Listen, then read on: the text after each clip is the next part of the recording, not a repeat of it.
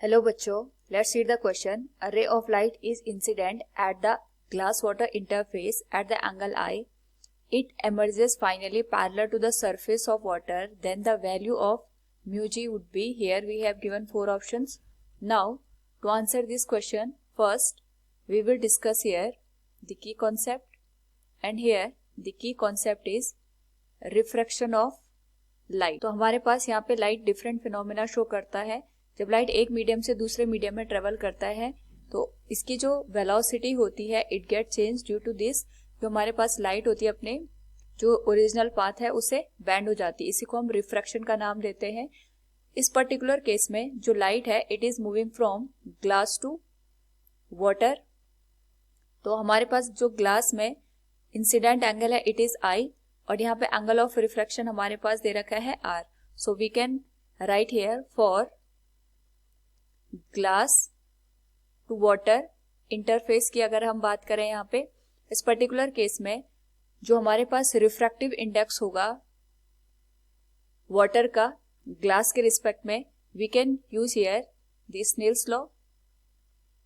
और यहाँ पे अगर हम स्नेल्स लॉ अप्लाई करें it will be refractive index of water with respect to refractive index of glass equals sin I divided by sin R.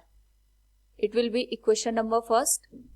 Now हमारे पास जो लाइट है वो वाटर में ट्रेवल करते हुए जो हमारे पास सेकंड सरफेस बन रही है उस सेकंड सरफेस पे जो लाइट है इट गेट रिफ्रैक्टेड, और यहाँ पे जो हमारे पास लाइट है it becoming parallel to the surface of water. यानी अगर हम बात करें फॉर वाटर एयर इंटरफेस के लिए,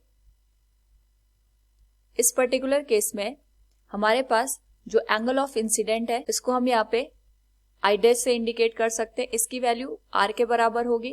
एंड जो हमारे पास एंगल ऑफ रिफ्रैक्शन होगा it will be 90 degree. So again हम इस इंटरफेस के लिए यहाँ पे स्नेल्स लॉ यूज करेंगे. We can write it by Snell's law. तो हमारे पास जो वैल्यू बनेगी it will be refractive index of air with respect to refractive index of water. It will be sine I dash divided by sine R dash, और हमारे पास जो refractive index होगा it will be mu A divided by A mu W. Sine I dash की value यहाँ पे हो जाएगी साइन आर के बराबर, और साइन आर डैश की वैल्यू हमारे पास यहाँ पे हो जाएगी 90 के बराबर. So we can write here it will be equation number 2. Now अगर हम यहाँ पे इक्वेशन 1 और इक्वेशन 2 को मल्टीप्लाई कर दें we can get here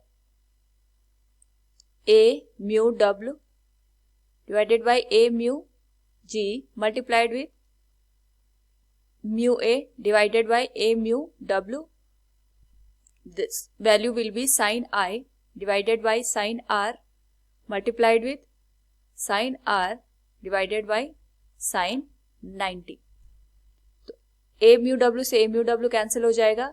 and refractive index of air हमारे पास 1 के बराबर होता है. So we can write it a mu g equals sine r से साइन आर कैंसिल हो जाएगा, साइन 90 की वैल्यू 1 हो जाएगी. It will equals sine I, और we can write it a mu g equals 1 upon sine I.